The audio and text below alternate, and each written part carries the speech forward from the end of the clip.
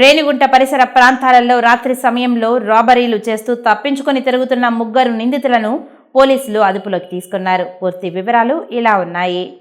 Renigunta police స్టేషన్లో శనివారం ఏర్పాటు చేసిన మీడియా సమావేశంలో డీఎస్పీ భవ్యకిషోర్ మాట్లాడారు.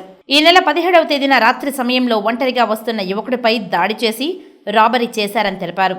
సంఘటనా స్థలంలో సీసీటీవీ ఫుటేజ్ ఆధారంగా నిందితులను గుర్తించామని అన్నారు. తిరుపతి రూరల్ అవిలాల ప్రాంతంలో నిందితులు ఉన్నట్లు తెలుసుకొని నిందితులతో ముగ్గురిని అదుపులోకి తీసుకొని వారి వద్ద నుంచి ఒక ద్విచక్ర వాహనం, సెల్ ఫోన్లను స్వాధీనం చేసుకుని కేసు నమోదు చేసి రిమాండ్కు తరలిస్తున్నట్లు డీఎస్పీ మీడియాకు తెలిపారు. నిందితులను పట్టుకోవడంలో ప్రతిభ చూపిన Renigunta police station CI Mallikarjun, police సిబ్బందిని డీఎస్పీ భవ్యకిషోర్ అభినందించారు.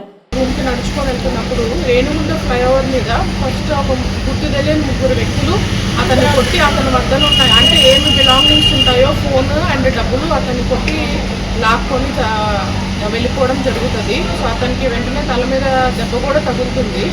సో అతను అన్కాన్షియస్ అయ్యి దాని తర్వాత వెంటనే రూమ్కి వెళ్ళి హాస్పిటల్ అడ్మిట్ అయితే మనకి నైటే వచ్చిన ఇన్ఫర్మేషన్ బట్టి మనం వెంటనే విచారించి ఎఫ్ఐఆర్ చేయడం జరుగుతుంది నెక్స్ట్ డే.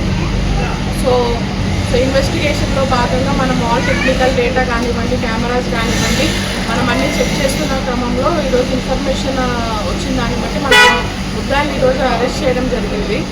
సో మన ముద్దాయిల విషయంకి వచ్చేటప్పటికి వాళ్ళ పేర్లు వచ్చేసి ధనుష్, అజిత్ అండ్ అంజీ.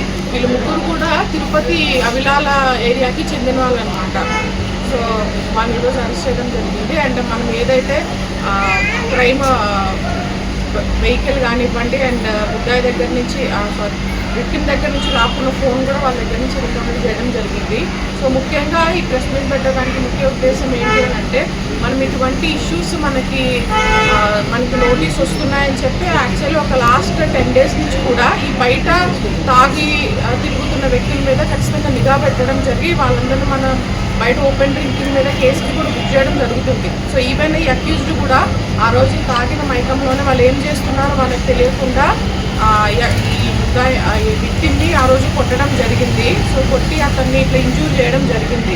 సో ఫార్చునేట్గా అతనికి దెబ్బ చిన్నదే అవ్వడం వల్ల ఉంది. లేదనంటే ఇది పెద్ద క్రైమ్. అండ్ మోరోవర్ రాబరీ అనేది మనకి హీనియస్ క్రైమ్గానే మనం చూస్తాము.